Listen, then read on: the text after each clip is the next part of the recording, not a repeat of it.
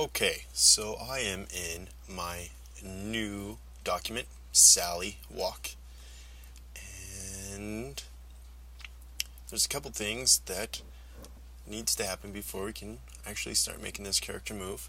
And the first one is, let's label this layer as Sally, or character, or whatever you want to call it, and we need to import to the library some references. Now, if you recall, in the last class I had told you about some reference images that I put into the GShare. So let's go ahead and grab some of those. And in course references, walk cycle references, there are 3 GIF pictures. Let's go ahead and grab all 3, and I'm going to make a new folder in here and call it walk ref, and I'm going to put those images in the walk reference folder. Okay,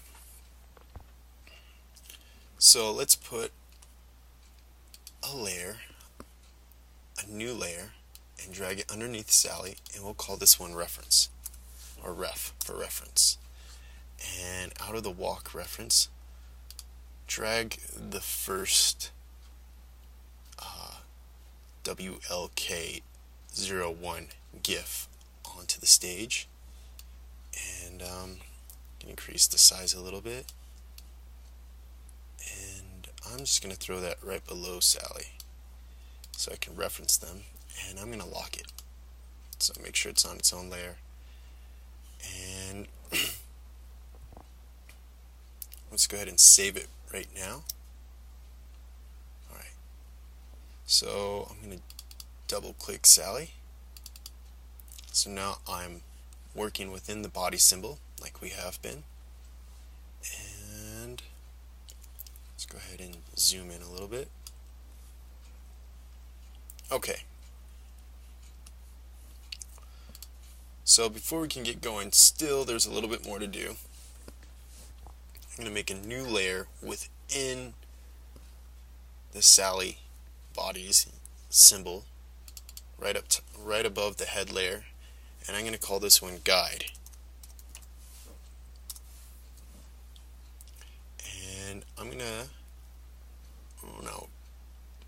give it about a second's worth of frames. So on the guide layer, not any of the other layers, but the guide layer, there's nothing on the guide layer. On the guide layer, I'm going to hit F5 at frame 24. So I have a whole bunch of frames of nothing. Okay, so I am going to count out every 4 frames. So 1, 2, 3, 4. I'm going to add a new frame here using F6. 1, 2, 3, 4. 1, 2, 3, 4. 1, 2, 3, 4. And 1, 2, 3, 4. Essentially, I'm making a keyframe for each one of these key spots in the walk. So if we go through and we have the contact, recoil, passing, high point, contact, recoil, passing, high point, contact. So they repeat. So it's the right leg all the way to the contact, and then it's the left leg all the way back to the contact. So we're going to recreate those here. So what we have here is contact, recoil, passing, high point, contact, recoil. So we're going to have to keep adding a few more. 1, 2, 3, 4. So this was passing. 1, 2, 3, 4. High point. 1, 2, 3, 4. so we don't get confused, you can actually select one of these blank keyframes, and over here in properties under the label you can put capital C for contact. And I'm going to do that for each one of these. So the next one was, if you can recall, is recoil. So click this frame under the name, capital R. The next one was passing, so capital P. Next one was high point, so capital H. And now we're back to contact again, so capital C. Capital R for the recoil.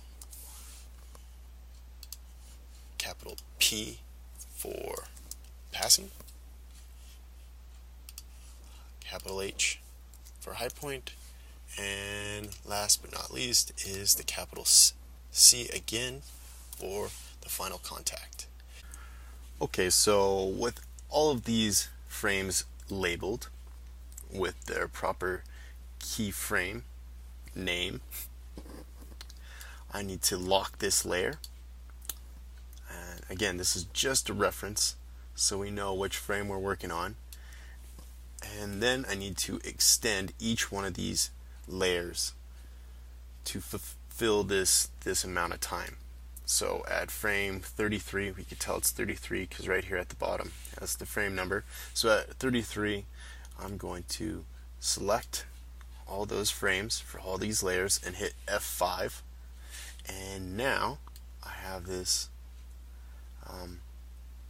all set up and ready to go. So now that we're set up and we're ready to walk, in the next video we'll actually start making this move.